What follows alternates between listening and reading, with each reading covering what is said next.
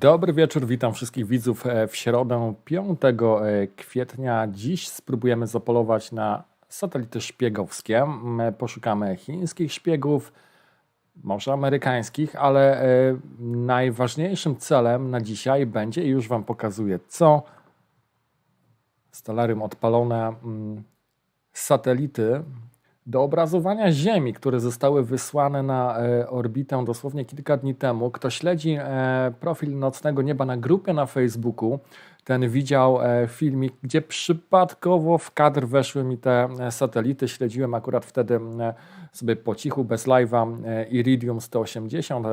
Ćwiczyłem jakby obsługę narzędzi do trackingu satelitów i gdzieś ta, no nie chcę mówić, ten kosmiczny pociąg, nie nazwałbym tego, to jest chyba 8 czy 10 satelitów raptem, ale gdzieś w kadrze mi się pojawiło. Od tamtego czasu nie było pogody, dopiero dzisiaj jest pierwszy dzień pogody, pierwszy wieczór z pogodą nad Poznaniem. Spróbuję ponownie na nie zapolować. Przelot niski, maksymalnie do 20 stopni wysokości z perspektywy Poznania, ale byle jakiego sprzętu nie mamy, myślę, że powinno się udać. Zerkam na czat, sprawdzam co tam u Was słychać, a kamerkę przełączam na widok w tej chwili na Wenus. Kto wpadł dzisiaj? Od początku Zakis, cześć, szpiegowskie, ano szpiegowskie. Cześć Dorota.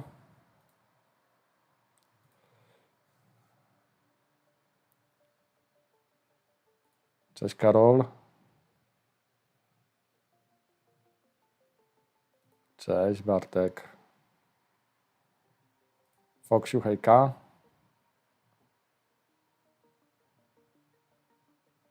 Hej Magda. Oskmo również, cześć Adrian. Cześć Tajny.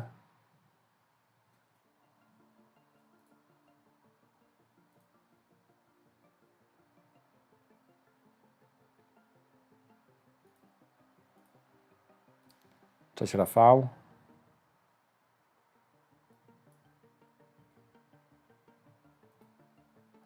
Śmieszna rzecz mi się stała teraz.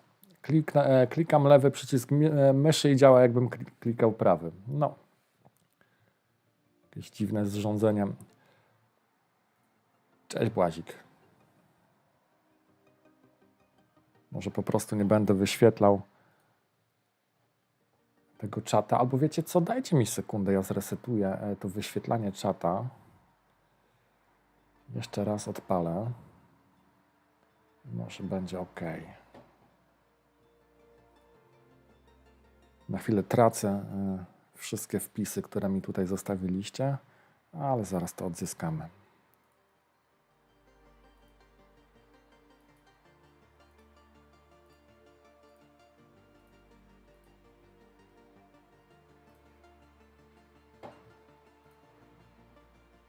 Uno momento. Kto Blue Walkera śledził, napiszcie od razu. Leciał jakieś 20-25 minut temu. Kto pamiętał, że jeszcze coś takiego jak Blue Walker w ogóle istnieje? Dajcie znać.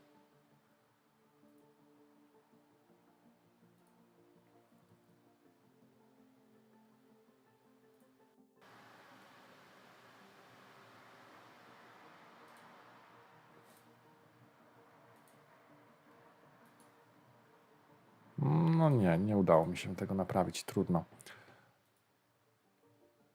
Mam nadzieję, że w Windowsie mi to tak nie działa, że klikam lewy. Nie. Tylko na YouTubie, tylko w Google Chrome. Dziwne. Cześć Szymon, cześć Mikołaj.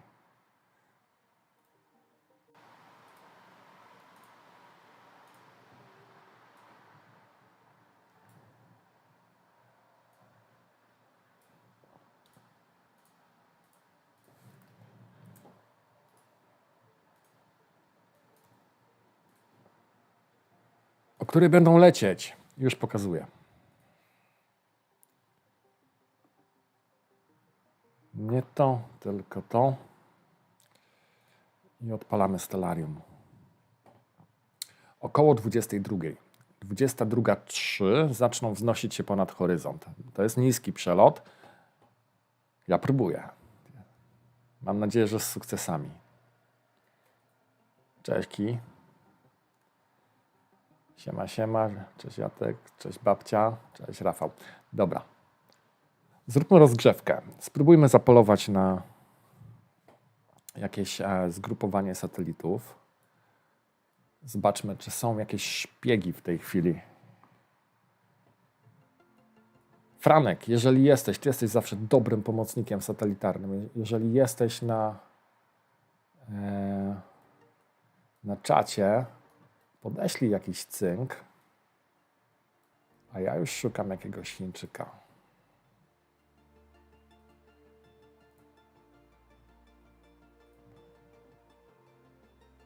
Dumix, co dziś oglądamy? Dziś tylko i wyłącznie satelit. Słuchajcie, ja w ogóle was bardzo przepraszam za tydzień nieobecności, ale COVID mnie rozłożył. Tak myślę, że to COVID, bo podobno objawy, ale już tam nawet nie robiłem wielkich badań w tym kierunku. Także odleżałem praktycznie do niedzieli i w poniedziałek powrót był do pracy i dopiero dzisiaj do live'ów. O, leci coś. Dobra, mamy prawdopodobnie dobra, ja nie przeczytam tego zbyt dobrze. Yunai 202. To jest z chińskiego. Satelita do obserwacji Ziemi. Zobaczymy, czy go widać. To jest jakiś szpieg. O, dobra. Ja go już widzę, ale bardzo słabo. Jest na samym środku ekranu. Powiększę trochę ekran, żeby wam go pokazać. O, tutaj. Widzicie? W tym miejscu leci. Ja mam nadzieję, że on za chwilę zrobi się jaśniejszy, że puści jakąś flarę. Mamy chiński obiekt szpiegowski w tej chwili w zasięgu wzroku.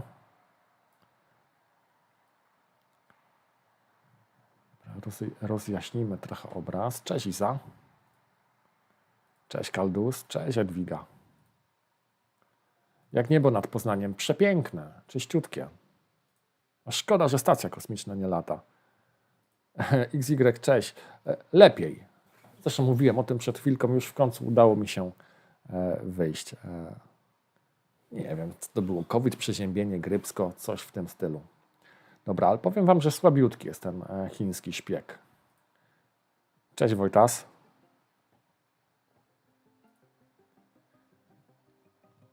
Ja was trochę wykorzystuję, ale to jest kolejny live, na którym testuję urządzenie do śledzenia satelitów, które konstruuję. Miał być pokaz w weekend na 25 000, które nam tak naprawdę wybiło 25 000 subskrypcji, które nam wybiło w zeszłym tygodniu. Wybaczcie mi, ale w ten weekend leżałem. Przesuwamy to na kolejny, nadchodzący, świąteczny, ale może więcej osób będzie dostępnych. Któryś z wieczorów. Mamy w sumie długi weekend, bo też poniedziałek zaczyna nam jakby może być brany pod uwagę, żeby zrobić jakieś weekendowe świętowanie. Także będziemy świętowali w weekend 25 000. Pokażę wam na tym świętowaniu sprzęt, który konstruuję i aplikacje, jakie pomagają mi w śledzeniu satelitów. A dzisiaj sobie pozwalam z wami to testować. No i w tej chwili cały czas na środku ekranu, ja nie wiem jak to na smartfonach widać, może osoby, które w tej chwili, ależ wykorzystuj Dorota, będę. Mam prośbę do osób, które oglądają na telefonie, czy tą małą kropkę przy kursorze w tym miejscu widać w ogóle? Jestem ciekaw, czy, bo ja na dużym ekranie to wszystko oglądam, u mnie całkiem nieźle widać.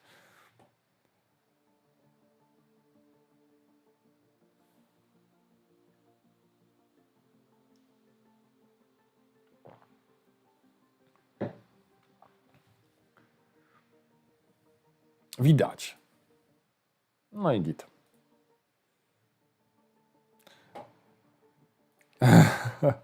Długo dochodzą te donaty? Bo jest moderacja donatów. Moment.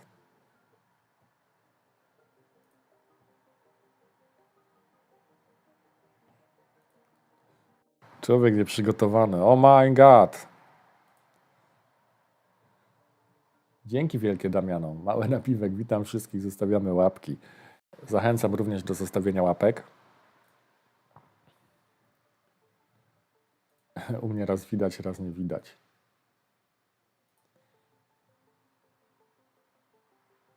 O, jeszcze Błażej. Tajny tajniak. Dzięki.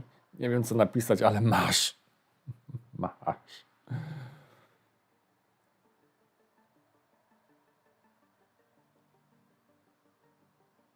O, chyba coraz lepiej go widać. Jest w tym miejscu ten Chińczyk. Ale bardzo chciałbym trafić na zgrupowanie potrójne, które leci w układzie trójkąta. Może się jeszcze dzisiaj uda. Zobaczcie. W tym miejscu. Kij na lapku widać dobrze. No u mnie też na lapku dobrze. Bartosz na tablecie, widać na telefonie, ale raczej słabo. To będziemy szukali lepszych obiektów, obiecuję. Czegoś jaśniejszego. Może na Iridium się pokusimy, tylko że to są te nowsze. Widać drugą satelitę, coś leciało.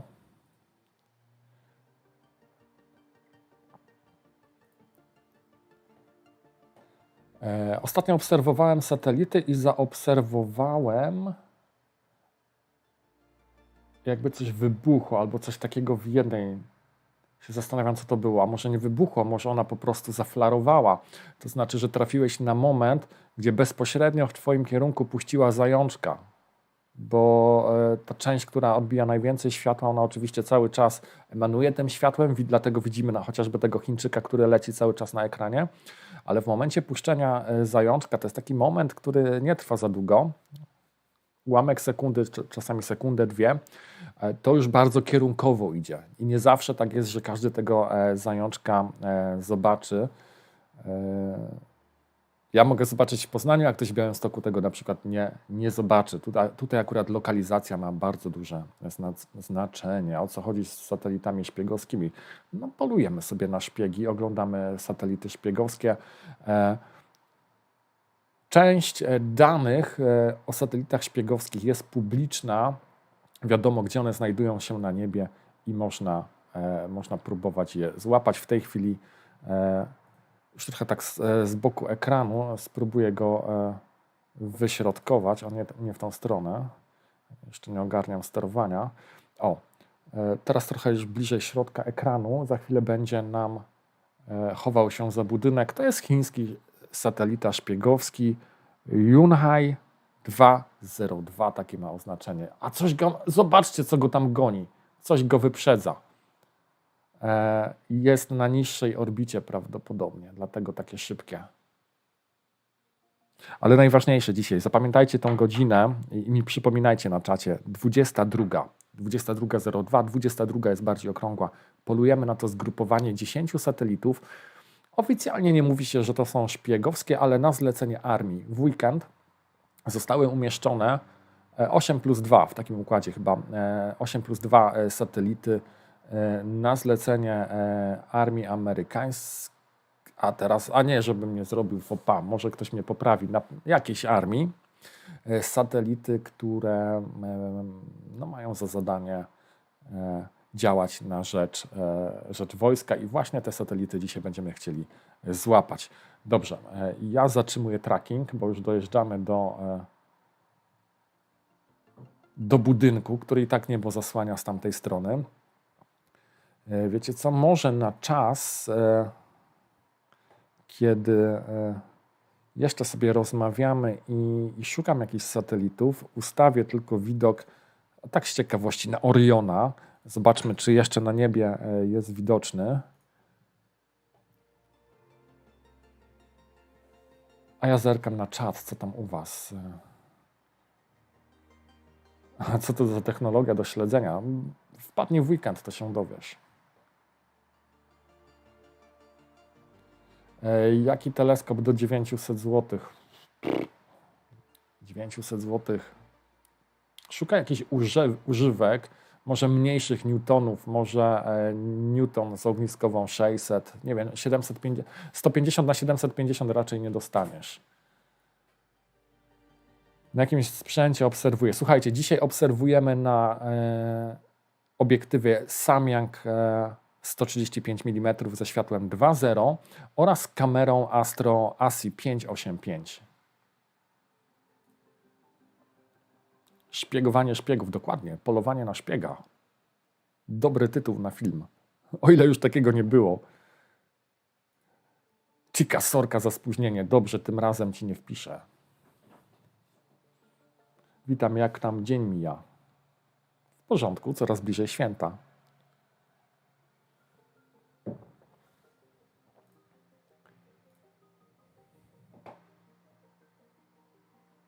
Tak, Chiny balonami nawet napierdzielają. Chociaż taki balon też bym chętnie upolował.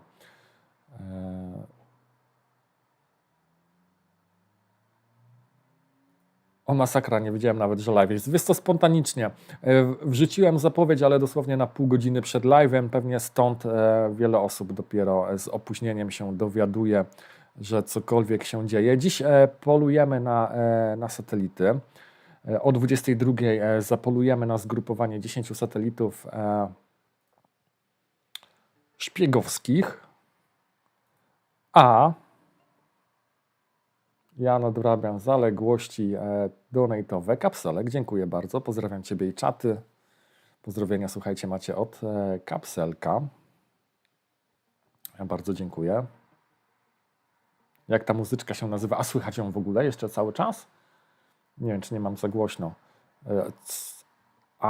Icelandic, coś tak w tytule było.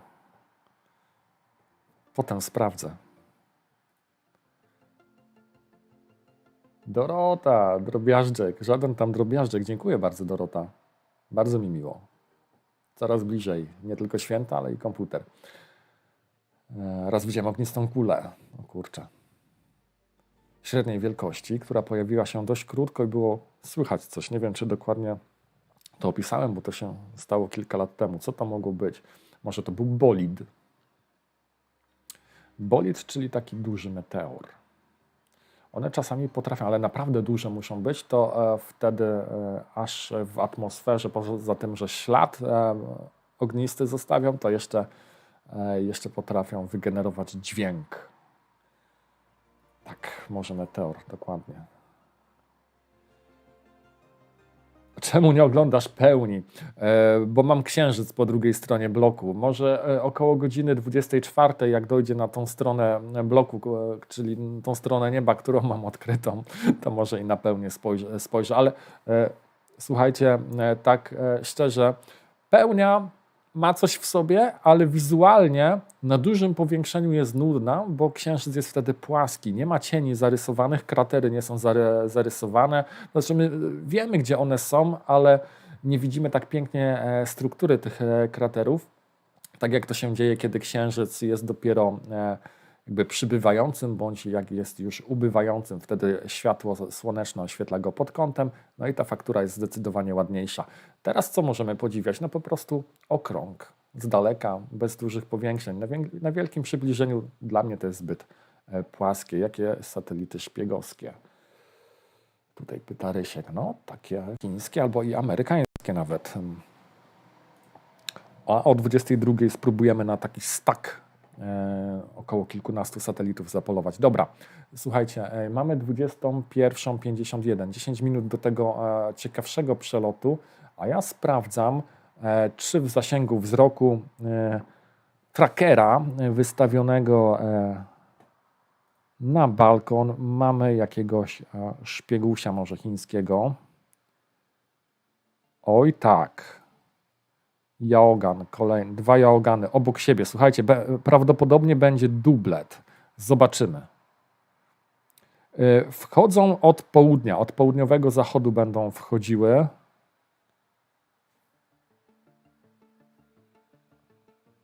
Jeszcze jasne niebo. Chwilę potrwa, zanim pojawią się...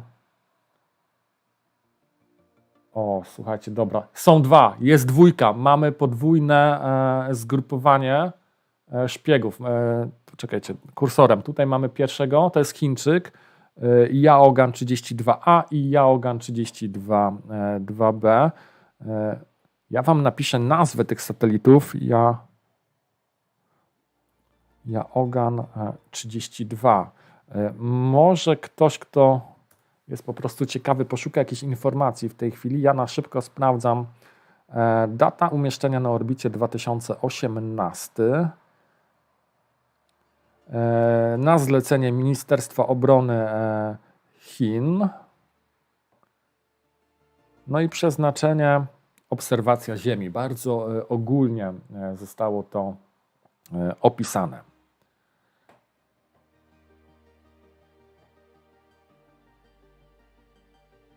Kiedy jest najlepsza pora na obserwację spadających gwiazd? A w ogóle przed nami, nie? Lirydy będą w połowie miesiąca, ale o tym więcej w kolejnych dniach. Zrobię zapowiedź na ten temat, wrzucę wam info, gdzie najlepiej ich szukać, gdzie patrzeć. No i oczywiście umówimy się na live z polowania na lirydy. Dobra, szpiegusie, spróbujmy ich... W sumie są bardzo rozdzielone, praktycznie poprzekątne i idą po 2 stronach ekranu, ale myślę, że ich widać. Gdzie się znajdują w tej chwili? Cały czas w okolicach południowego zachodu. Powinieneś dobrze widzieć Marsa i Wenus. A widzę. Wenus już oglądaliśmy na początku. Szkoda, że ISS nie będzie. Wróci za 1,5 miesiąca. Albo wstawaj rano. Za chwilę rozpoczynają się poranne przeloty. Ale pięknie to widać. Trochę upłynnie obraz. Nie, zrobimy tak, żeby był jaśniejszy. O, zobaczcie, taki bajer nawet. Tak dokładnie śledzi, że są one, w tej chwili powinny być pięknymi kropkami, a gwiazdy rozmywają się w formę takich kreseczek, czyli gwiazdom nadaliśmy ruch, a mamy 2 satelity szpiegowskie. Jedna już nam za ekran zaraz będzie z prawej strony wylatywała. Trochę skoryguje tor śledzenia i mamy cały czas po prawej stronie ekranu w tym momencie Jaogana i drugi Jaogan z tej strony. Są to chińskie satelity szpiegowskie. W tej chwili znajdują się z perspektywy Poznania na zachodnim niebie, mniej więcej na poziomie 30 kilku stopni wysokości. zaczynają się separować. Już jest taki kąt obserwacji, że za chwilę nam ucieknie ten po prawej stronie, prawdopodobnie za ekran. Próbuję to cały czas korygować. Gdzie szukać tych satelit do 22? Na zachodzie nieba nisko, na 20 stopniach, z perspektywy Poznania przynajmniej. W szpiegusiach to USA prowadzi, to prawda. To prawda. Dobra, upłynnimy trochę obraz, żeby nam takie gwiazdy nie klatkowały, ale efektem tego będzie to, że stanie się trochę ciemniejszy, ale poprawimy to, ale będzie więcej szumu. 21:54, dobra, jeszcze mamy kilka minut. O, patrzcie, przez środek ekranu coś nam jeszcze leci. Zachód idealnie, czyli to jest miejsce, w którym lubią Starlinki w tej chwili przelatywać. Może przy okazji na Starlinki też sobie popatrzymy. Nad wschodnią Polską non-stop latają szpiedzy. Cały czas latają. Cały dzień, całą noc. W nocy teraz możemy sobie po prostu na nich popatrzeć, zobaczyć, gdzie są te miejsca. Dobra, separują się już coraz mocniej. Może skupię się już tylko na jednym. Nie, jeszcze widać dwójkę.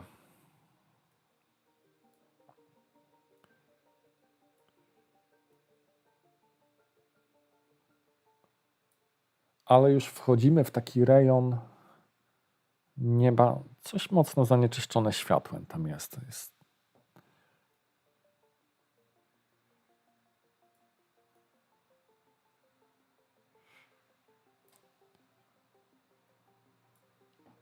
O. Chyba tak jest lepiej. Korea Północna planuje start w kosmos. Oj, chętnie chciałbym to zobaczyć.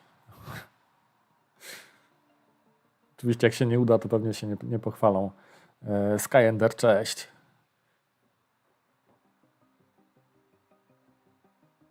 Yy, 21:22 pojawia się dziwny obiekt na niebie?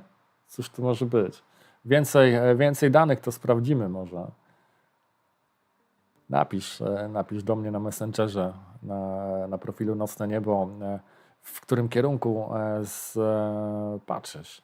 Może się okazać, że to jest po prostu może jakaś jasna gwiazda, może któraś z planet, a może faktycznie latają satelity. Tylko satelity, pamiętajcie, one okrążają Ziemię co 90 minut, one raczej nie stoją w miejscu. Niektóre są wolne, te na wyższych orbitach, natomiast no to jest raczej obiekt w ruchu, a nie stojący. Jakie są szanse na zobaczenie jakiejś asteroidy, oglądając niebo przez całą noc? Asteroidy nam znane, są bardzo małe obiekty, trudno je zauważyć. Może tobie chodzi o meteor, czyli asteroidę, czyli mały meteoroid, który wchodzi w atmosferę. No to szanse, żeby zobaczyć wchodzący w atmosferę meteoroid, który staje się śladem świecącym, a ślad świecący nazywa się meteorem, no są już dość duże. O kurczę. Tak na święta. Hedwig, to ta sama osoba. Dziękuję. Wiem. Bardzo mi miło. O kurczę, 5 dyszek. Mega. Dzięki, Elwiga. Jak się nazywają te 8+2?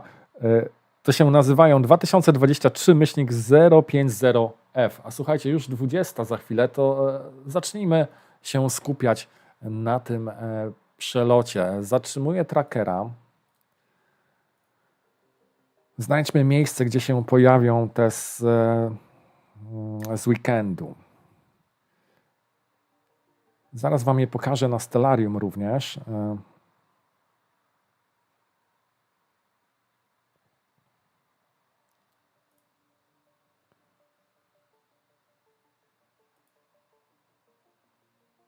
Dobra. Aparatura przenosi się już w miejsce, gdzie pojawią się satelity, o których mówię od początku live'a. A na Stellarium to będzie wyglądało mniej więcej tak.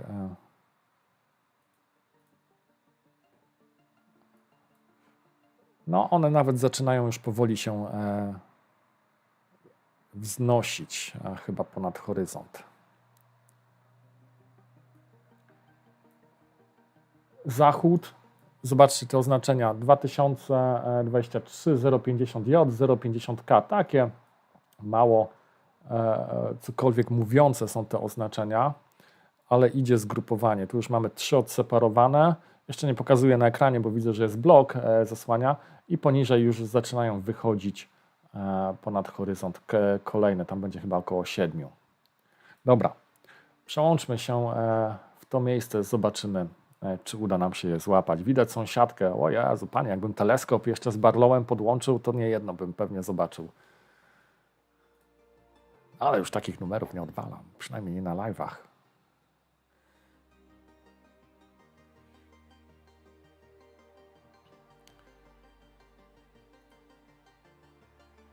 To 50 osób nas ogląda, witam serdecznie wszystkich, zapraszam do subskrybowania kanału Nocne Niebo, tutaj różne ciekawostki na niebie oglądamy wieczorami, jak tylko jest pogoda. Dzisiaj akurat satelity szpiegowskie, ale też obiekty głębokiego nieba się zdarzają. Jeżeli lubicie takie rzeczy w takiej w miarę przystępnej, na śmieszno formie podanej, to zostańcie tutaj na dłużej.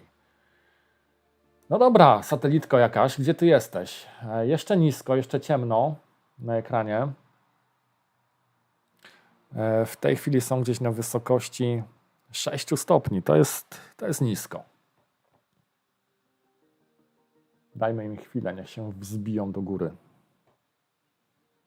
Ciekawe, czy coś będzie widać.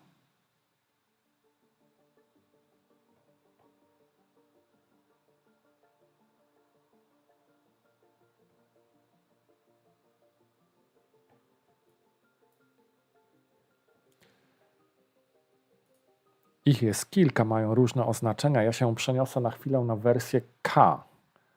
K są trochę z przodu. Dosłownie kawalątek. Zobaczę, czy wersja K jest. Czy to jest ona? Tak, dobra. Czyli tą z oznaczeniem K widać. No to wracam na G. Wracam na początek tego zgrupowania, które powinno być bardziej ciasne i w większej ilości. Zobaczcie, jak to w ogóle dynamicznie fajnie się zmienia, tylko sobie wskazuję w aplikacji satelity i to przełącza się w miejsce, gdzie one znajdują się na niebie. Albo przynajmniej powinny znajdować się, bo póki co jest trochę ciemno. Przełączmy się na satelitę o numerze D. Tracker się na chwilę zatrzymał. Dam mu pewnie moment, żeby znalazł się na środku i zacznie go śledzić.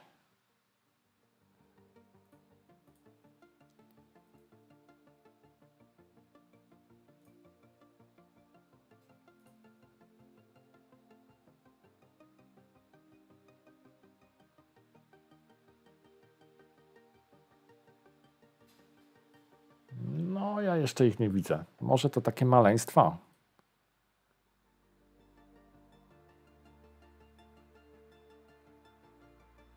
Przejdźmy na wersję A. Nie, A jest za nisko. Nie, kochanieńki. Dobra, tu się zatrzymaj, bo jednak za nisko trafiłem. I tutaj ewidentnie sąsiadką chyba po oknach bym jechał. Cześć, Paweł.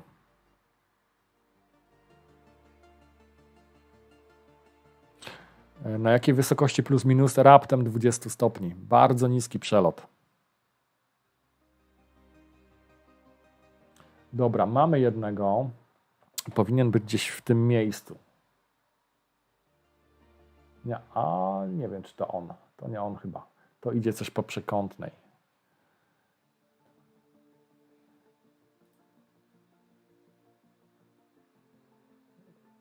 Przenosimy się na wersję F.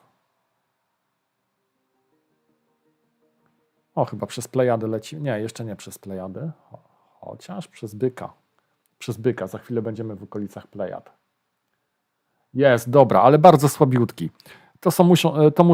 Tutaj przez chwilę flarę puścił w tym miejscu. To znaczy, że to są bardzo, bardzo małe obiekty.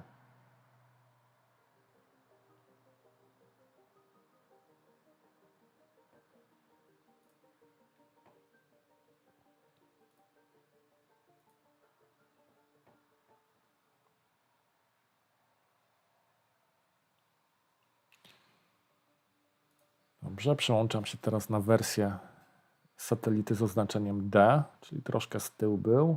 Zobaczymy, czy go widać. Nie, też nie.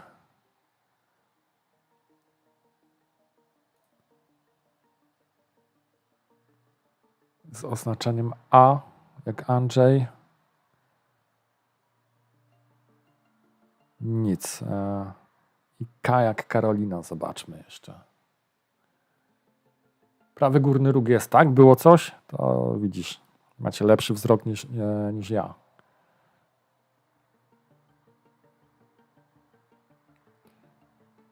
I tutaj zatrzymujemy się na 2023 050K. I to jest prowadzący. To jest satelita, który w tym zgrupowaniu idzie pierwszy. I on jest. Ja Wam pokażę, jak to wygląda na Stellarium. Na Stellarium to wygląda tak. W tyle mamy grupę około 8, a ten, którego w tej chwili oglądamy, to jest w tym miejscu, to jest K. On jest prowadzącym, za nim idzie JK i dłuższa przerwa, separacja i około 8 satelitów. I w tej chwili oglądamy sobie po lewej stronie, w tej lewej części ekranu idzie K. Spróbuję go trochę zatrzymać, nie w tą stronę, i zobaczymy, czy ten z oznaczeniem J się pojawi. Powinien gdzieś być po jego lewej. Przepuszczam go, zatrzymuję trackera, on sobie leci. I jest, dobra, mamy drugiego, widzicie? Wszedł w ekran, czyli mamy 2023-050K na środku ekranu w tej chwili i oznaczenie J idzie po lewej. I te dwa są na pewno widoczne. I to są nowe satelity, które zostały umieszczone w weekend. Operatorem misji było oczywiście SpaceX. Misja chyba z bazy Vandenberg startowała, ale możecie mnie poprawić. I umieszczono wtedy 10 obiektów na orbicie. Oczywiście wszystko na zlecenie wojska. Dobra, śledzimy je. To pewnie jeszcze potrwa z jakąś minutkę. Ja zerkam na czata. Dlaczego one od czasu do czasu puszczają flary? Bo puszczają zajączki właśnie w naszym kierunku. To jest to, co mówiłem kilkanaście minut temu.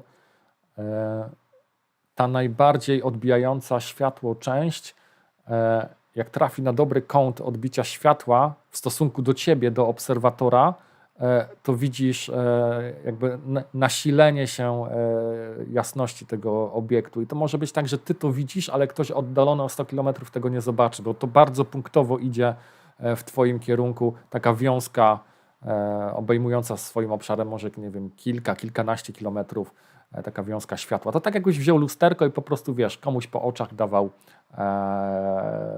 puszczał zajączki. Przecięły się, tak, widziałem, coś tam było. Coraz słabsze się robią. Tutaj mamy J-kę, K na środku, J jest po lewej i one w tej chwili są bardzo nisko, są na 10 stopniach. Pokazuję Wam Stellarium. No, z perspektywy Poznania, to za chwilę wejdziemy na, coś tam przecina też trasę, wejdziemy na poziom prawdopodobnie blokowisk i osiedli. Zobaczymy, jak długo uda się uciągnąć je na widoku, czyli kiedy znikną w światłach miasta. A przypominam, nadajemy w tej chwili z Poznania. No niech to będzie taki test dla tego sprzętu, jak długo jest w stanie nam w miarę... Bo uprzedzam, gołym okiem na pewno już w tej chwili tego nie widać, zwłaszcza w mieście. Poza miastem, może na jakimś dobrym niebie, naprawdę ciemnym, bez zanieczyszczenia światłem, te satelity byście zobaczyli, ale w mieście nie ma opcji, żeby to gołym okiem zobaczyć. Piotr, gołym okiem nie widać. Skąd oglądasz? Miasto czy poza miastem? Czy mam w planach satelity Iridium? Oczywiście, nawet dzisiaj możemy spróbować. Słuchajcie, dobra, wchodzimy już w 16-piętrowy blok. Zaczyna nam wyrastać z antenami, ale fajnie to wygląda. I tutaj mamy przy kursorze, jednego z tych satelitów, cały czas o oznaczeniu K. Zobaczcie, jak długo go śledzi. Nie dość, że śledzi, to jeszcze pokazuje go widocznego podobnie jak gwiazdy. No i teraz wchodzi za blok, a w oknie pojawia się sąsiadka. Proszę Państwa, ale by było, nie? Ale byłyby jaja, jakby tam jakaś babka teraz, albo facet. Czemu babka zaraz? Może facet by się w tym oknie pojawił. Ciekawe, czy wyjdą po drugiej stronie bloku. Dajmy kawałek systemowi do śledzenia, bo tam jeszcze będzie kawałek nieba. Zobaczymy, czy pojawią się. To był środek ekranu. Ale to teraz będzie niezły test na to, jak długo widać satelitę. Szkoda, że nie ma opcji blik, tylko muszą dodać kartę jako środek płatniczy. Wstyd dla Google. Ale to w kwestii donate'ów? Bo ja jakby nie mam na to wpływu za bardzo. A jeżeli nie w kwestii donate'ów, to przepraszam. Powiem wam, że nie widzę już ich. Tego pierwszego na pewno nie. Zatrzymam śledzenie. Zobaczymy, czy drugi się pojawi. Tracker jest zatrzymany. Czy gdzieś tam w zasięgu wzroku pojawia się jakiś ruch? Podniosą trochę... Nie, podniosą to w tą stronę. Do góry. Nie. Nie, gwiazdy widać pojedyncze, ale satelita już z bloku nie wyszedł. Ktoś go po prostu tam może przejął. Co? Andromeda na 10 stopniach? Niemożliwe, żeby Andromedę było jeszcze widać. Sprawdzimy. Wrzucę Andromedę. No i oczywiście będę szukał dalej kolejnych ciekawych obiektów. Andromeda, go to, M31. Nie chce mi się wierzyć, żebyśmy ją zobaczyli, ale spróbujmy. A właśnie, bo ja rzadko o tym w sumie wspominam, jeżeli ktoś na inny sposób chciałby wesprzeć kanał, nie tylko donatem, zostawiając jednorazową wpłatę, może zawsze zostać patronem. O kurczę, wiecie co? Ja tu chyba widzę Andromedę. Zobaczmy. Dajmy 8-sekundowe naświetlanie. Niby obserwuję satelitę, ale myślę o sąsiadkach. Dbam o ich dobro i o to, żeby czasami na ekranie nie pojawiło się coś, co nie powinno się pojawić, Magda, oczywiście. I to jest wersja oficjalna dla oglądających, dla widzów. Jest Andromedka. A wiecie co, ta Andromeda jest w tej chwili, szoruje po glebie praktycznie. Praktycznie szoruje po glebie, nawet jakiś flok przez nią będzie przelatywał. Zobaczymy, czy ten flok się pojawi. Patrzcie. Przez sam środek Andromedy przejdzie. Zobaczymy, czy zostawi ślad na długim czasie naświetlania. Mamy takie 8-sekundowe klateczki. Środek to jest Andromeda. Trochę zzieleniało nam na ekranie. Wina świateł miasta. Zaraz poprawię ekspozycję.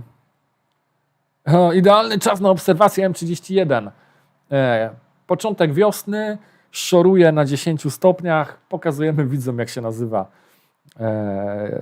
nazywa. Jak wygląda. Czytam komentarz Flight Adama, jak się nazywa radar satelitów, tak by the way. A ja tutaj, wiecie, Andromedę. No tak, to nie jest czas na Andromedę. Oczywiście, że to nie jest czas na Andromedę. Jak się nazywa strona, na której można zobaczyć satelity, na której można śledzić Heavens Above, można śledzić w aplikacjach na telefonie Celestrak.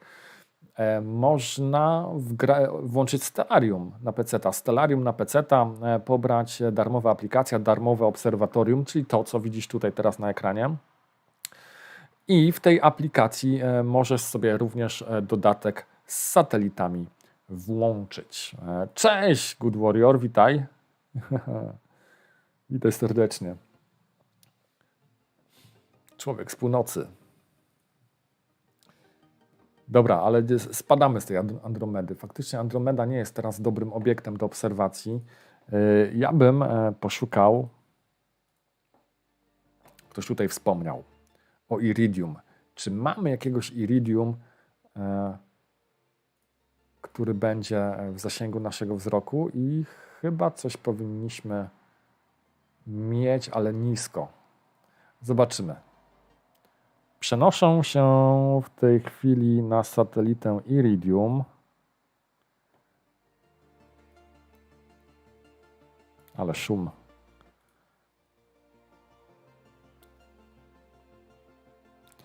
Też będzie szorowała, podobnie jak ta Andromeda po Ziemi. To jest Iridium 172. Pojawi się na południowym zachodzie. Jest w tej chwili na 1 stopniu wysokości. Zaczyna ponad budynki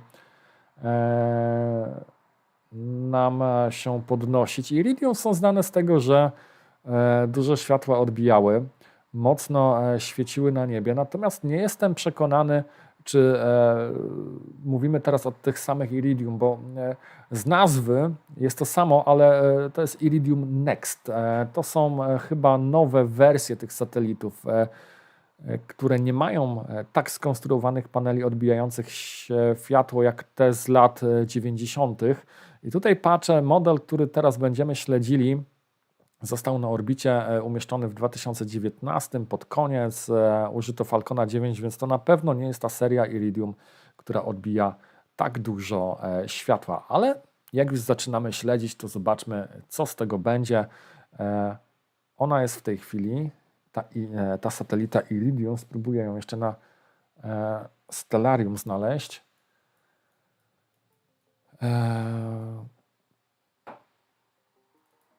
Co ja zrobiłem najlepszego teraz? Pełny ekran w Stellarium włączyłem, a nie chciałem. Mój błąd. Dajcie mi moment.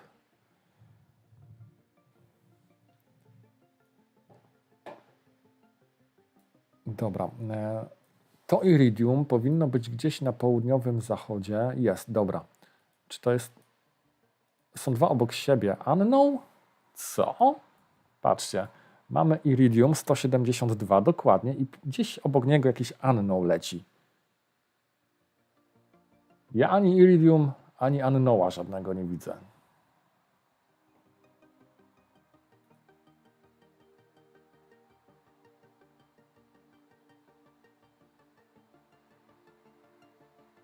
Nie. Nic tu nie widzę.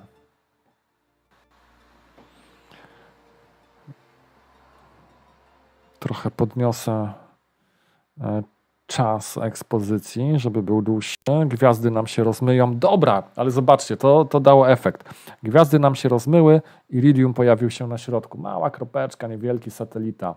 Nowa technologia Iridium niestety nie jest tak dobrze widoczna jak te z lat 90.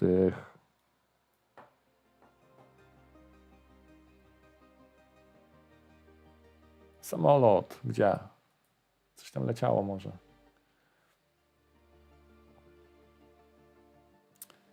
Dobranoc, Chica. Stare wersje zajączkowały, no i to potężnie. Podobno nawet za dnia, choć nie było mi dane nigdy tego zobaczyć.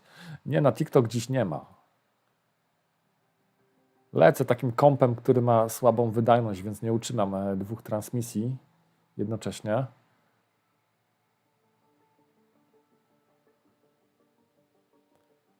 Dzień dobry, Grzegorz. Wizard leciał. Może coś będzie lądował, ale tam samolotowe to sobie możemy innym razem zrobić. To też trzeba się pod względem mapek przygotować. Dobra, czyli to Iridium jednym słowem jest słabiutkie, słabiak. I on wysoko nie poleci. Ta satelita osiągnie maksymalnie może z 10 stopni wysokości.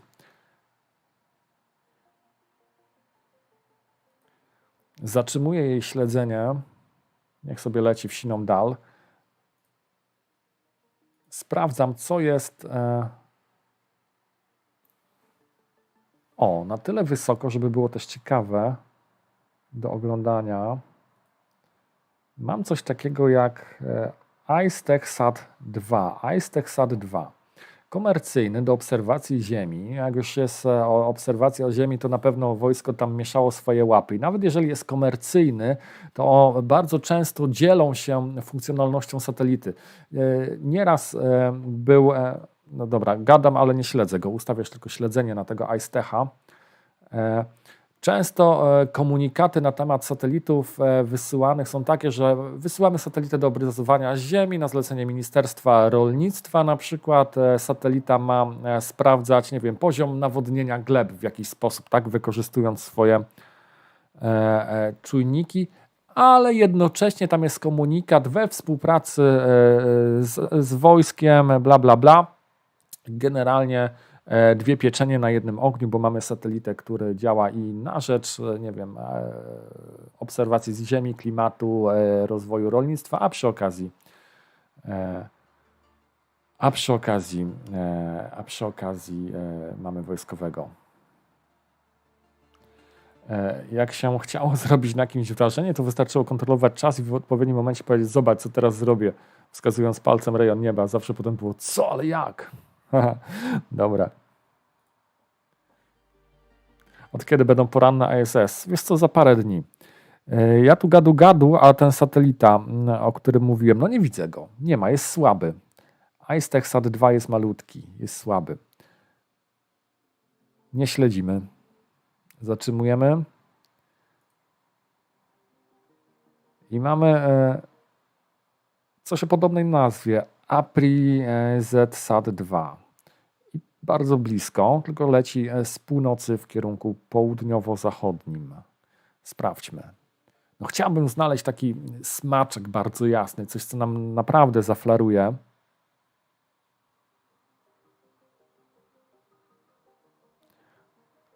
Czy my tu coś mamy na ekranie? Też nie. Czy mamy jakieś pozostałości w tej chwili po Falconie? Nic nam takiego nie lata. Floków jest dużo, ale floki są bardzo ciemne.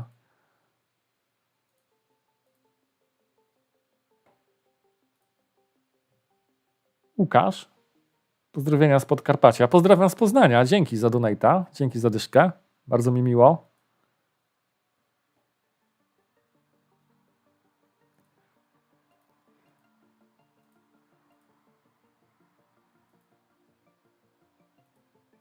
OneWeby są malutkie. Możemy spróbować OneWeba złapać, ale tam raczej sukcesów nie będzie.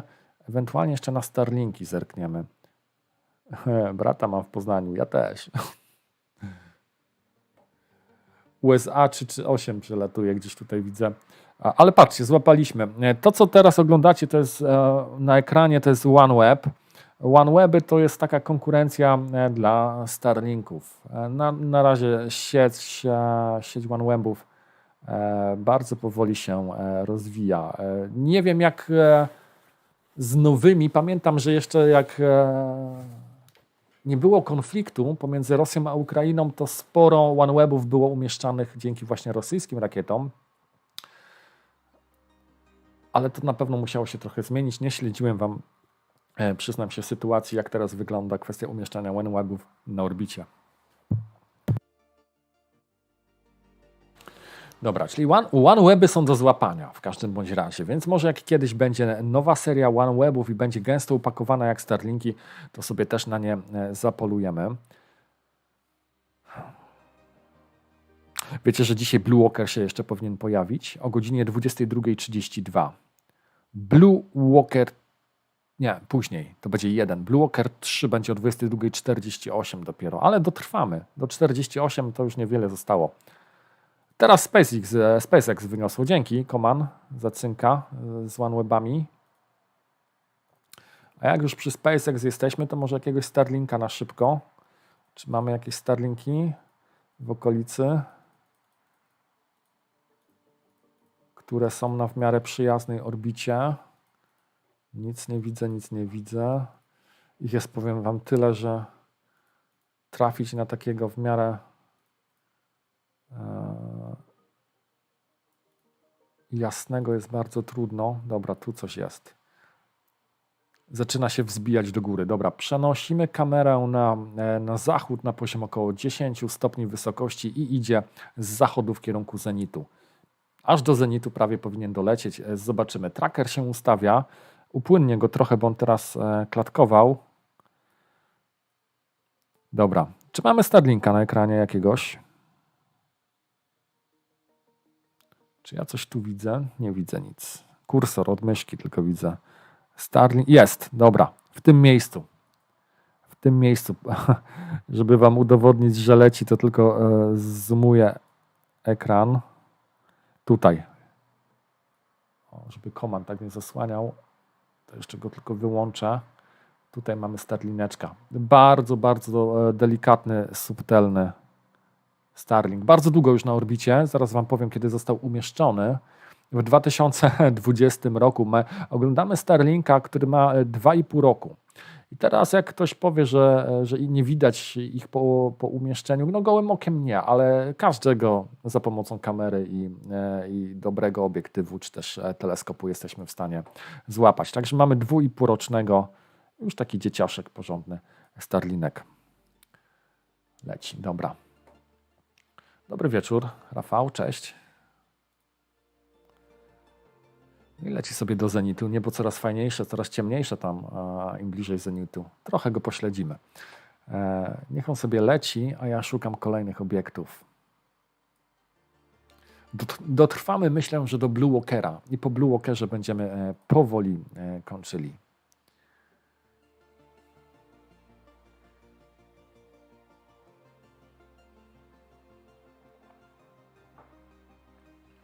Ale bardzo odseparowane te Starlinki. Już nawet nie widać w jego otoczeniu żadnego dodatkowego.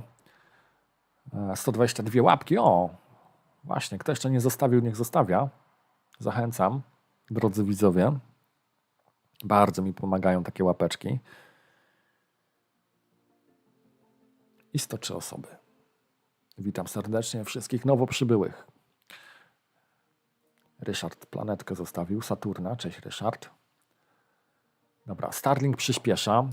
Jeszcze muszę trackera okiełznać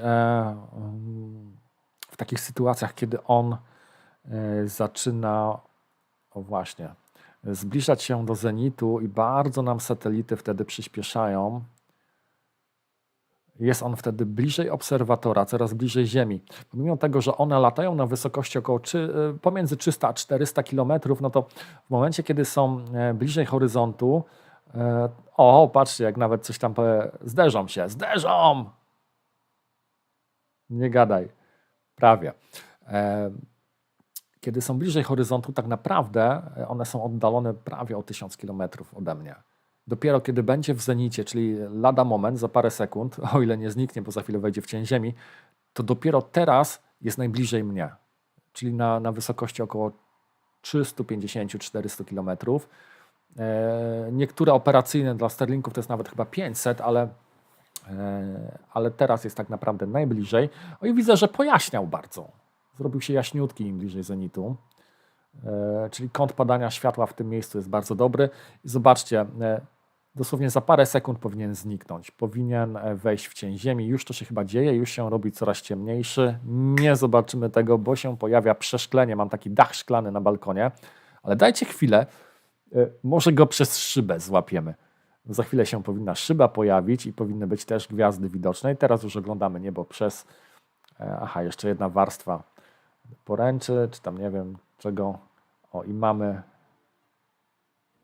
mamy szybę. Widzimy gwiazdy nawet przez tą szybę. O kurczę. Ale Starlinka już nie ma. Dobra, Starlink wszedł w cień Ziemi. I tak, zatrzymujemy śledzenie.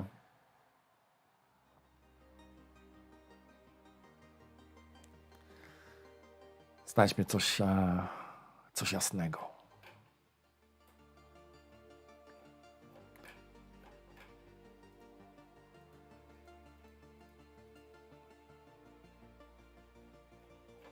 Czy jest jakiś iridium? Może jakiś starszy iridium by się znalazł?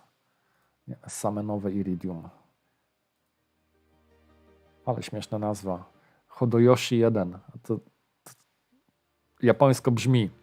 Z ciekawości muszę zobaczyć, co to jest ten Hodoyoshi 1, bo nie mam informacji o tym satelicie. A ja patrzę na czat. Czy potrzebujesz dodatkowego modelatora? Szymon. Może. To nie jest do gdybania na live'ie. Dobry wieczór, kolejny Szymon. Szymonów dużo na czacie. A jest, widać, słuchajcie, jest ten satelita, o którym mówiłem. Hodoyoshi 1. Hodoyoshi. To jakby ktoś wołał. Hodoyoshi. Śmieszna nazwa.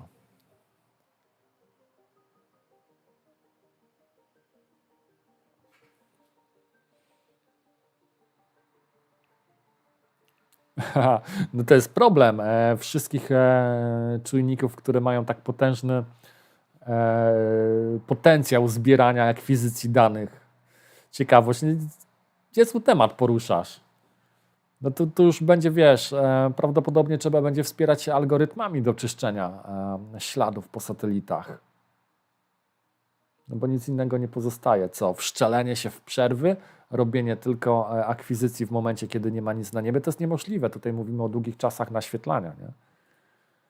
No ciekawe jak to będzie za parę lat, kiedy tak naprawdę Starlinki osiągną docelową wielkość konstelacji, kiedy pojawią się OneWeb, a wiecie, jeszcze się pojawią prawdopodobnie Hinole, bo też mają aspiracje na to, żeby swoje konstelacje satelitów umieszczać. Siema, Zordon.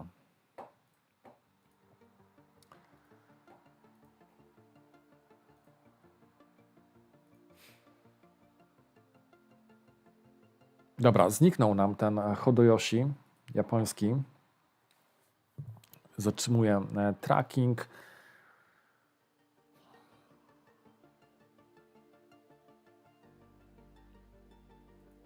Kosmos. Niby nic takiego, ale kosmosy potrafiły błyszczeć. Tylko akurat z kosmosów nie mam nic po zachodniej stronie nieba. Amazonia 1. Cóż to brzmi jak kanał telewizyjny w Ameryce Południowej. Amazonia 1. Ale na pewno nie jest to geostacjonarny, bo nie mam listy geostacjonarnych w tej chwili wyświetlonych. Cześć, Werlomsz, przepraszam. Blue Walker 1 leci, ale Blue Walker 1 nas nie interesuje. Jest w ogóle po złej stronie nieba. Blue Walker 3 ma być o 22:40. Blue Walker 3 powinien być bardzo dobrze widoczny. Cześć, Anita.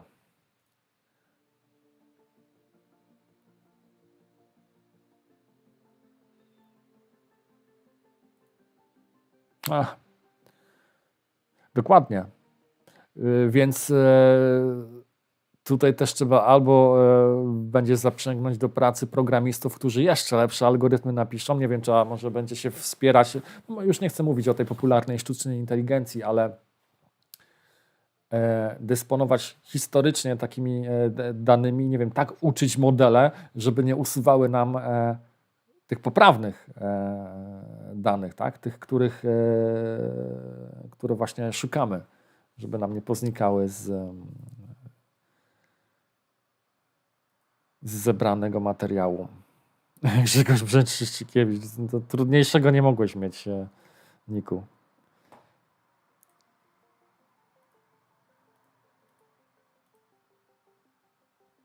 Kosmos, ale tak na północy. Wiecie co? Bardzo ekstremalna obserwacja teraz. Kosmos 2565, północne niebo, nisko nad blokami. I to jest on, ale tego kosmosa pięknie widać. I on nam idzie z północnego zachodu na północny wschód. Oczywiście wejdzie w pewnym momencie w obręb mojego balkonu prawdopodobnie. No nieźle, jasny. Kosmos 2506. To są prawdopodobnie jakieś szczątki. I raczej rzeczy już nieaktywne. Zaraz wam to potwierdzę. 2565. Wesprzemy się Googlem. Co to jest?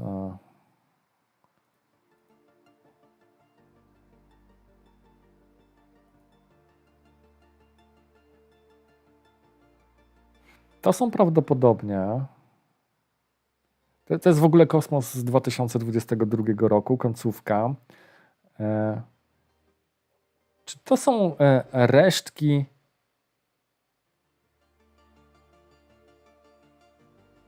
rakiet nośnych rosyjskich? Kosmici. Tu siedzą na czacie kosmici.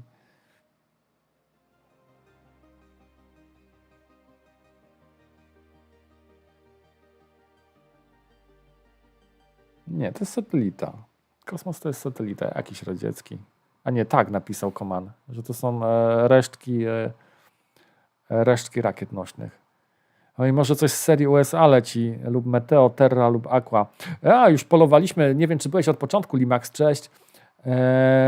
2 chińskie satelity szpiegowskie na pewno udało nam się w dublecie upolować. Za chwilę na Blue Walkera 3, już drugi raz dzisiaj, chociaż pierwszy raz poza live'em, bo to jeszcze nie zdążyłem z live'em, chyba napisał Koman. Nie zdążyłem z live'em na pierwszego Blue Walkera, ale powiem wam, ten kosmos naprawdę bardzo ładnie widoczny. Jesteśmy cały czas na północnym niebie. Północne to jest bardzo niedobre niebo z mojej perspektywy, bo tam jest dużo światła od osiedli poznańskich z Piątkowa. Kto jest z Poznania, ten mniej więcej się orientuje, a jednak ta satelita bądź ten obiekt jest całkiem nieźle widoczny. Dobra, za chwilę powinien też pojawić się mój balkon. Wtedy zatrzymamy trackera. Fajnie jak zwykle u was, Damian napisał.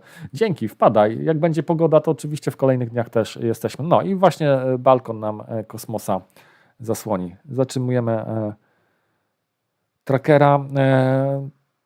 O czym tutaj mówił Limax? Coś z serii USA, Terra albo Aqua.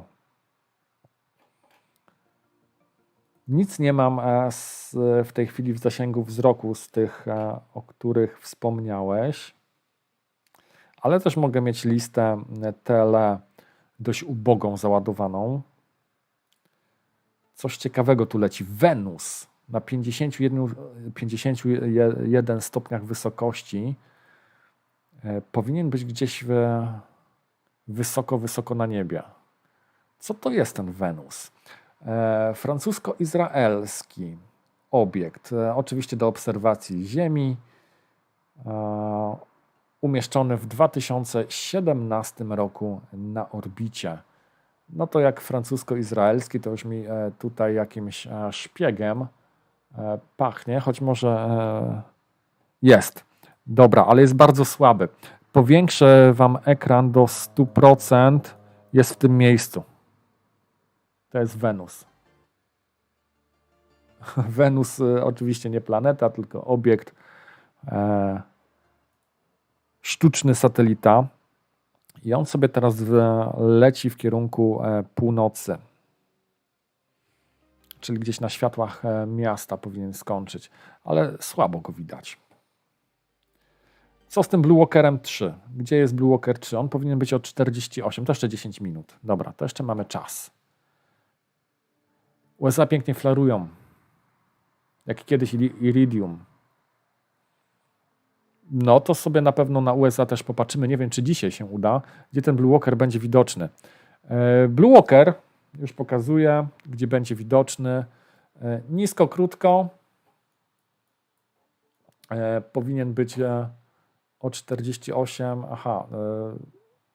Dobra, zaraz wam pokażę, tylko jeszcze sobie trajektorię jego na niebiesko zarysuję. Wam zostawiam ekran z podglądem satelity, którego w sumie chyba nie widać. Dobra, orbita Blue Walkera powinna być już zarysowana. Na zachodzie pójdzie w górę do około 25 stopni wysokości, przynajmniej z perspektywy Poznania. Tak będzie wyglądała trajektoria Blue Walkera. No jest ten satelita, ja go widzę. Wy na smartfonach możecie słabiej widzieć, jest na samym środku ekranu, tracker dobrze trzyma. Ma kolegę po lewej stronie, zobaczcie tutaj. Ktoś dołączył do niego. Nie wiem, czy to jest parka. Jeżeli by to były szpiegi, no to byłoby to bardzo prawdopodobne.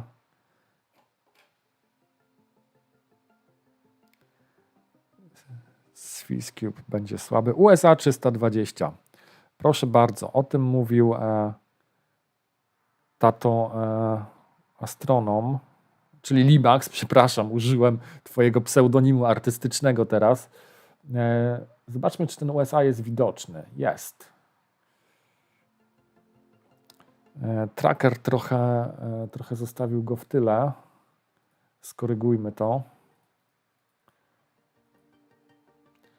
Dobra, zatrzymuję śledzenie, on się wyśrodkuje nam, czyli sam doleci do środka ekranu i wznawiamy śledzenie. No to jest USA. USA 320. Nie wiem, czy to akurat ta seria taka dobrze widocznych. Świetny ten twój system śledzenia. W weekend jak będzie nie, no będzie czas, to robimy Limax. Świętowanie 25 000 subskrypcji, no i pokażę Wam, w jaki sposób teraz oglądamy satelity już od trochę ponad tygodnia. Aplikacja ta to jest Stellarium, którą widzisz na ekranie. A to, co Wam pokazuję, no to jest widok z kamery. Na laptopie widać git. Dobra, command. Blue Walker, jeszcze parę minut. Dobra, USA już nam zaczyna za chwilę chować się za horyzontem. A co ja tam taką fajną plamkę widziałem? Jakby pomruk jakiejś galaktyki.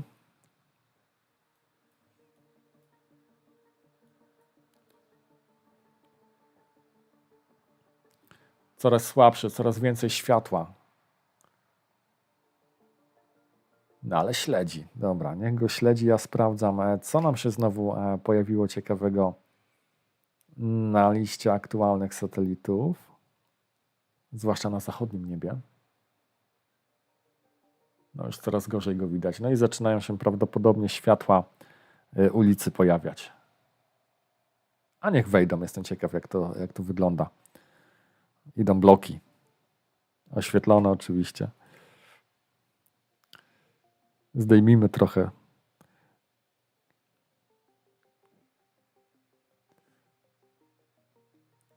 Sąsiednie osiedle. I 11-piętrowe blokowiska. I zaraz ulica. Dobra, generalnie satelity już nie widać.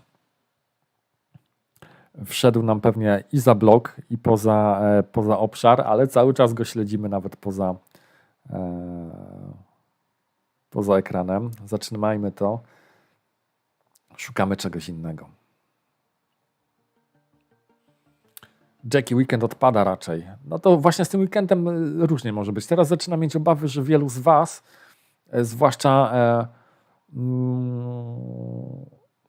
tych, którzy wyjadą na święta, nie wiem, gdzieś po rodzinie, no możecie nie być na live, więc może to przenieść na innego. Zaraz pośledzimy sikającego psiaka. Żarcik Limaxa. Ja wiem, że tam byś w te okna pewnie pozaglądał chętnie. Zobaczył, co tam się dzieje. Lemury. Lemurów nie chcę. NASA PDT się nie wyświetli. Sentinel 2A. No jest tutaj w pobliżu, ale za chwilę też będzie schodził ku horyzontowi. Nie wiem, czy Sentinela zobaczymy.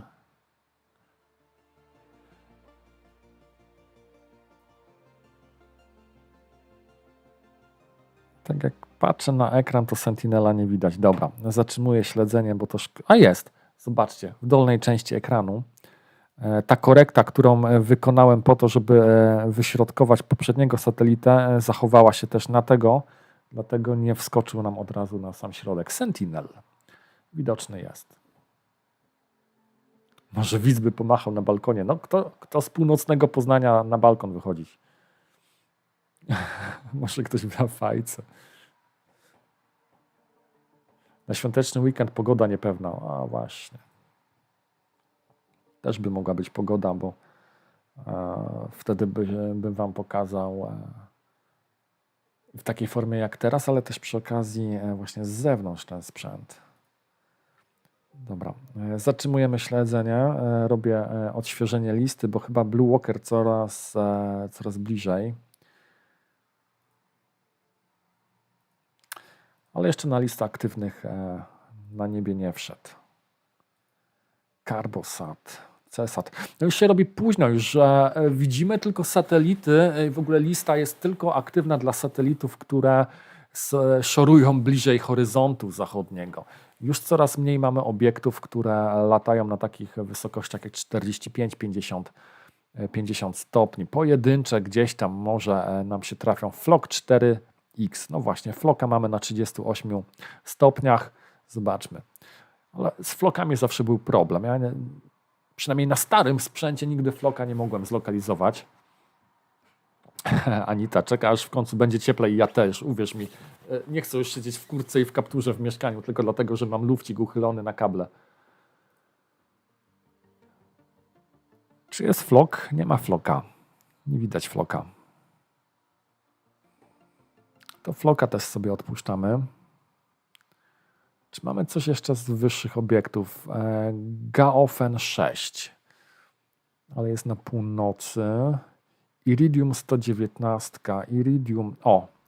To Iridium. Iridium 169, ale to jest Iridium umieszczone w 2019 roku. Może będzie go widać, ale na pewno będzie... Ale kurczę, jest jasny. Panowie i panie, nie jest tak źle z tym Iridium. Zaraz go wyśrodkujemy na ekran. Ładny. Jaką barwę nawet taką pomarańczową dostał. To znaczy, że mocno świeci.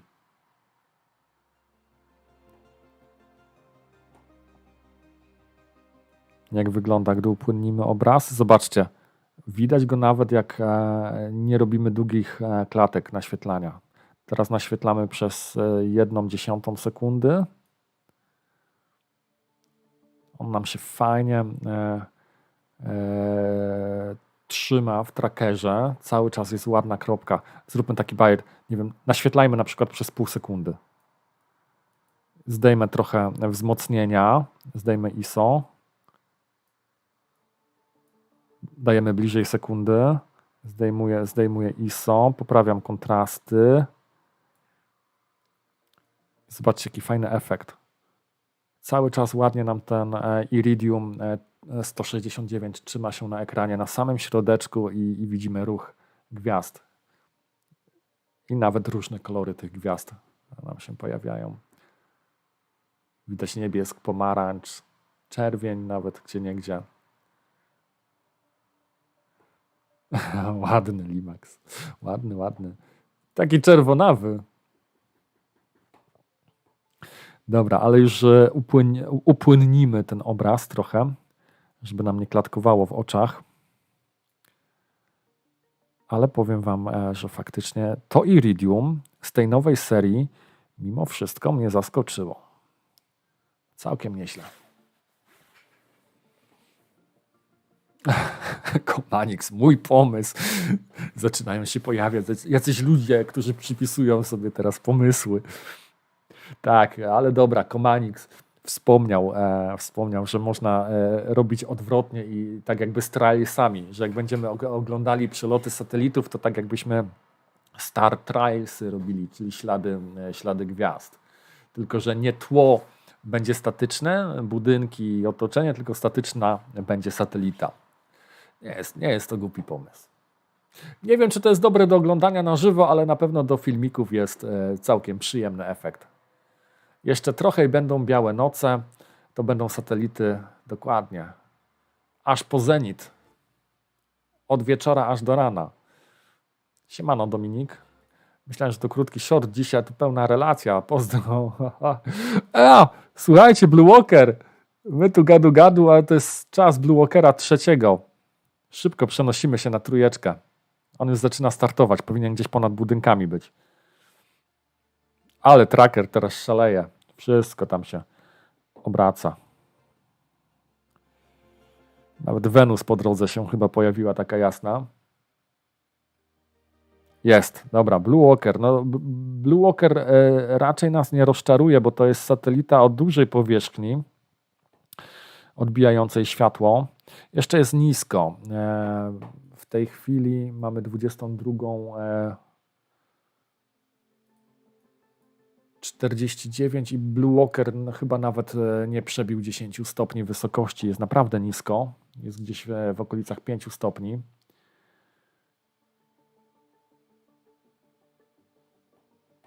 Co zresztą potwierdza nam ten obraz, który jest bardzo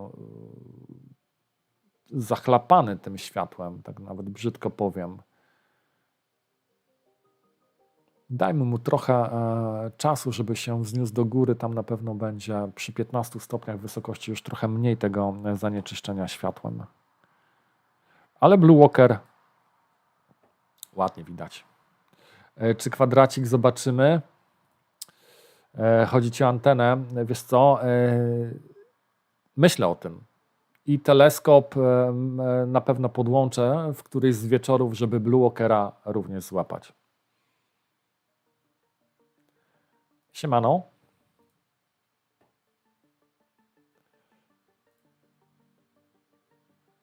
Tak, 64 m² powierzchni. Jedna z największych anten. Chociaż trochę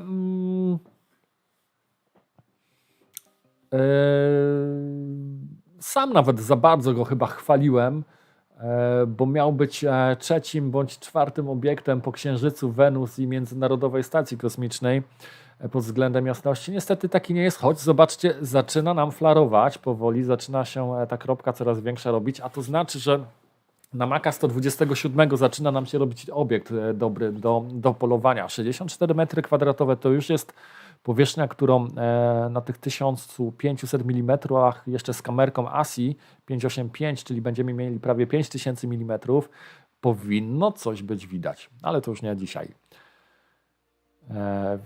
Wiesz może czemu nie live z ISS? Cóż to za pytanie? Nie wiem. Czemu nie ma live z ISS? Może o to ci chodzi? Nie wiem. U mnie go w Stellarium nie ma, kiedyś był. Dodaj wszystko, wczytaj sobie wszystko do Stellarium, co tylko się da.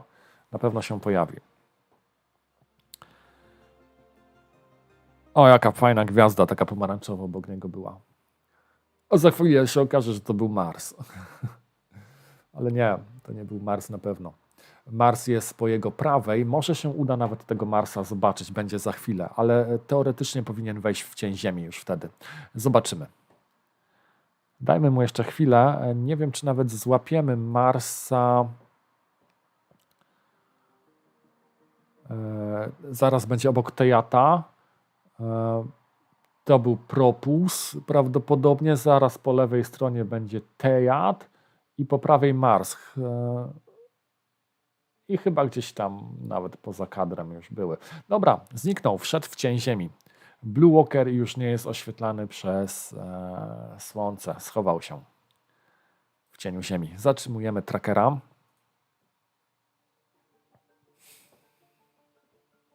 A gdzie jest ten Mars? Gdzieś tam blisko powinien być, czyli niedaleki ruch powinien wykonać tracker. Raz, dwa, trzy, cztery, jest. Dobra, no dokładnie, to widzieliśmy przez moment. Ładnie wycelował. Kurczę, żeby on tak trafiał w satelity.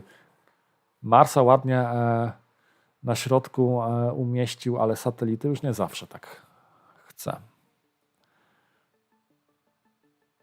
Marsik pięknie świeci. Ale coraz niżej nam Mars już schodzi. Dobra. 23 kończymy, co? Za 7 minut. Jeszcze zobaczymy, czy coś na liście obiektów wartych zainteresowania się znajdzie.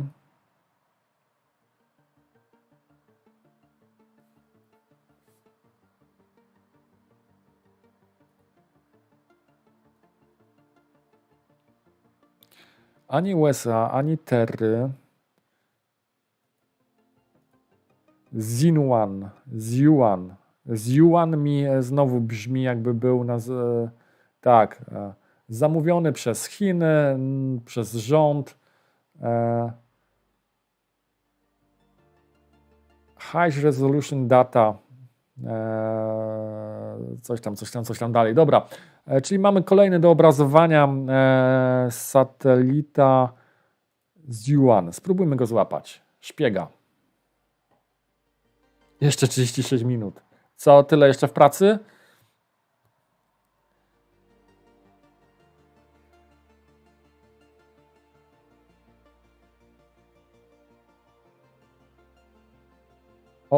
Zobaczcie, jak wchodzi nam w ekran. Jak wjechał i zatrzymuje się i wyrównuje. Wszedł, jakby wiecie, tak po łuku nam ten satelita. Oczywiście łuk był efektem ruchu wykonanego przez głowicę, ale mamy Chińczyka na środku ekranu.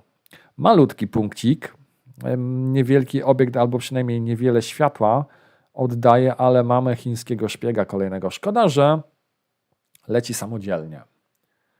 Że nie udało nam się parki dzisiaj kolejnej złapać, gdzie Orion, Jackie. Orion to już szoruje, już nadużywam tego słowa dzisiaj, że szoruje, ale Orion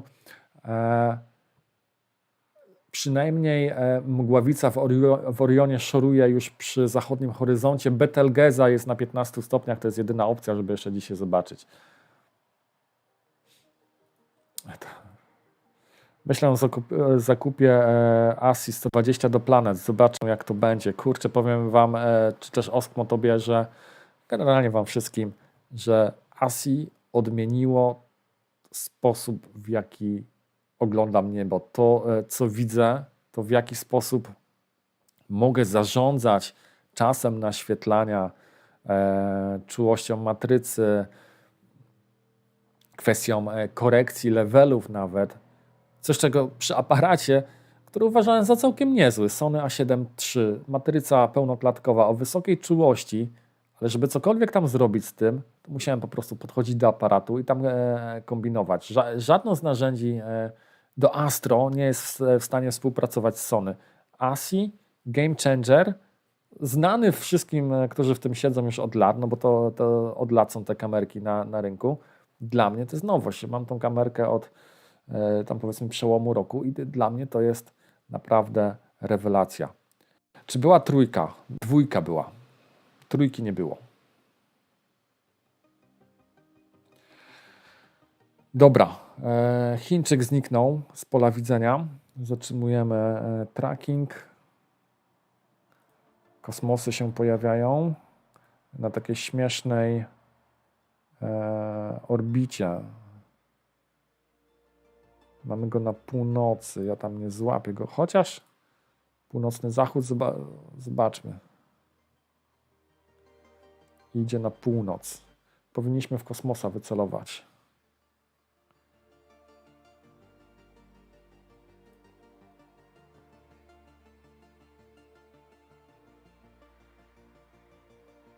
Nie, nie widzę go.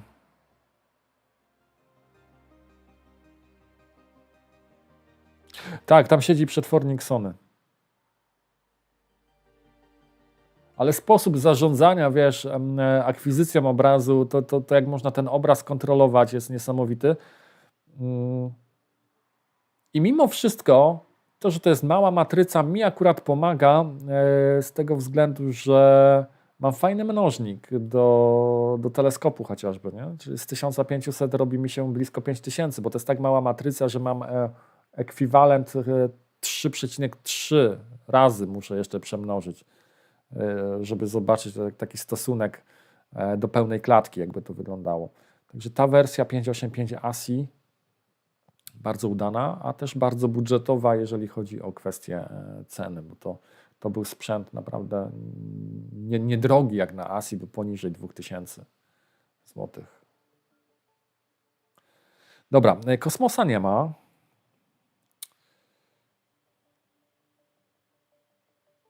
Coś innego.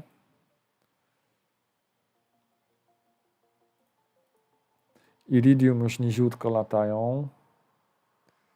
To nie złapiemy. No już nam się wszystko przeniosło na północny zachód. Tam resztki światła zostały. Tam po prostu światło, które jest pod horyzontem.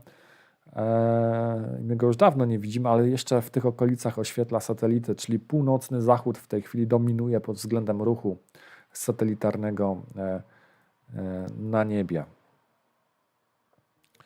Jakieś tam OneWeby się pojawiły też na liście. Ich na pewno już nie zobaczymy. Starlinki. Mamy Starlinki nisko na zachodnim horyzoncie. Może w Starlinka? O, raz kozie śmierć, sprawdźmy.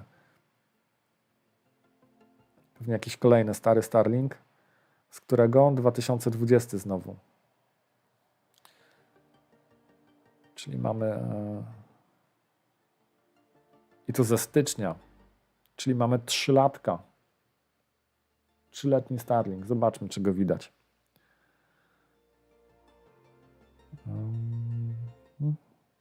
No idzie. I to nawet na środku ekranu fajnie widoczny.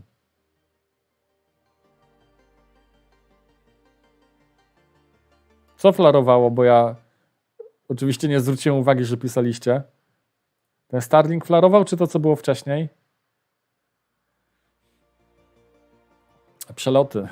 Starlinków w ogóle nie będzie póki co. Może w drugiej połowie miesiąca będą jakieś starty. Są zapowiedziane 2 albo 3 starty na drugą część kwietnia przez SpaceX. No i widać, no właśnie, widać. Nawet stare Starlinki widać. A, kosmos zaflorowała, widzisz. A ja uciekłem z tego kosmosa. Zobaczę sobie potem na live'ie.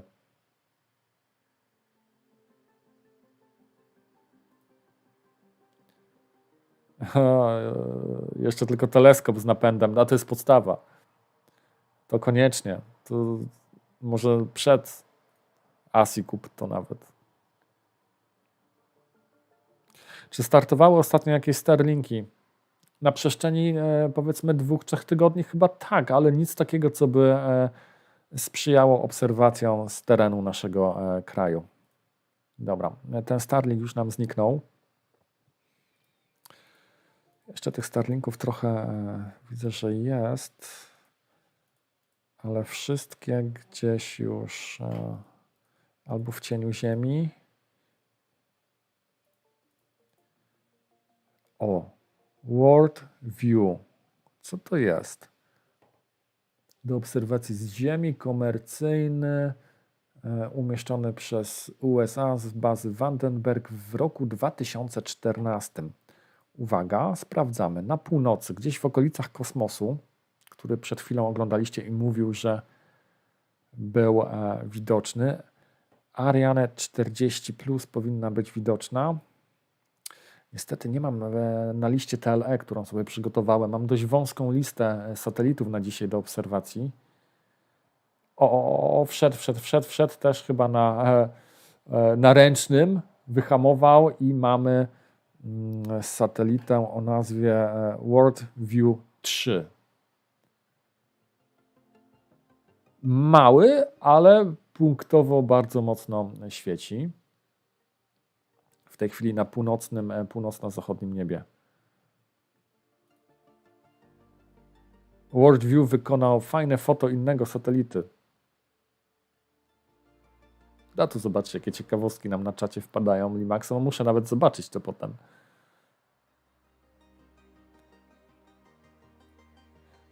Czy Starlinki mogą być jeszcze widoczne jak te ich pierwsze wersje?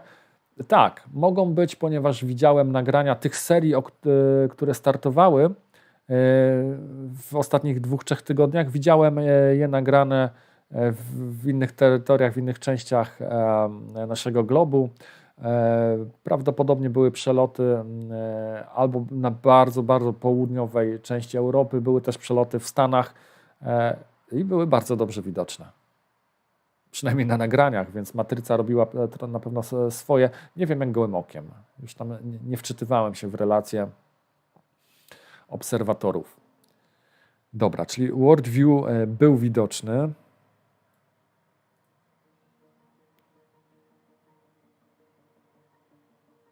I tu jeszcze coś. Elysium Star 2. O kurczę, takiego jeszcze nie śledziłem. 24 stopnie na zachodzie, na zachodnim niebie. Zobaczmy. Jest?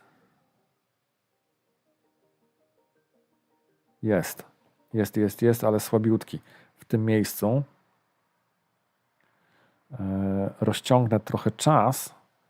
To kropeczka będzie lepiej widoczna w porównaniu do gwiazd, które będą nam zarysowywały już takie krótkie, proste. Jest w tym miejscu.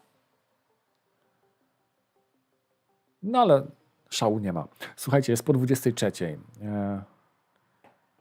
Tak jak się umawialiśmy jakiś czas temu, do 23 kończymy. Ja wam nie będę zabierał wieczora już. Większość, znaczy ucząca się pewnie ma wolne już jutro, natomiast ci, co do pracy chodzą, raczej nie mają z tytułu zbliżających się świąt przerw.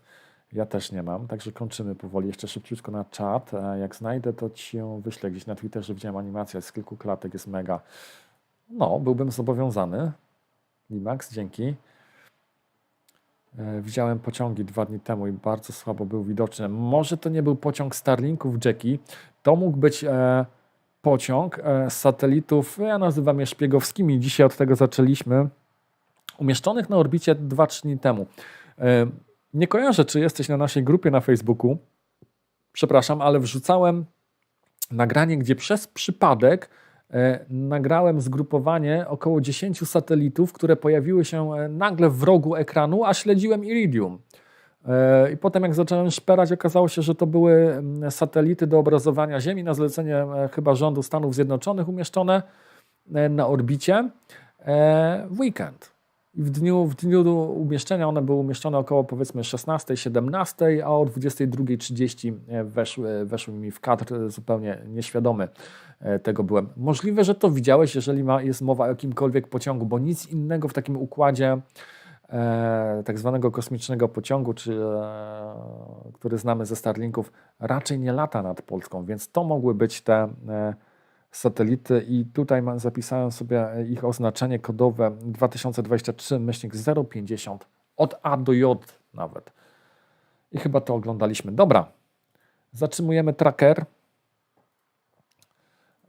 Na pożegnanie to może jeszcze jakaś Wenus nam wejdzie w kadr. Wenus jest? Wenus jest jeszcze w zasięgu wzroku. Powinna gdzieś być przynajmniej na kilku stopniach. Przy budynkach, zobaczcie. Wenus w tej chwili zbliża się do reklamy Bricomana. Aż klatkę sobie chyba z tego zrobię. Jak to fajnie wygląda. Jak mocno świeci ten obiekt, że widać go nawet tak nisko. No ale drugi obiekt po Księżycu pod względem... Nie, po Księżycu pierwszy, po Słońcu drugi. Pod względem jasności przecież. Dobra, kończymy. Kiedy będą Starlinki? Startują 3 misje pod koniec kwietnia, czy też w drugiej części kwietnia. Trajektorie ich nie są znane. Może będą też nad Polską przelatywać. Wypatrujcie live'a bądź materiału z informacjami, na pewno się pojawi. Dziękuję za live, ja również dziękuję. Kiedy następny? Jak tylko będzie pogoda, czy podlinkuję muzykę, wrzucę tutaj tytuł tej muzyczki. Dzięki za dzisiaj, za wspólne polowanie na przeróżne satelity, nie tylko szpiegi, i do usłyszenia na kolejnym live.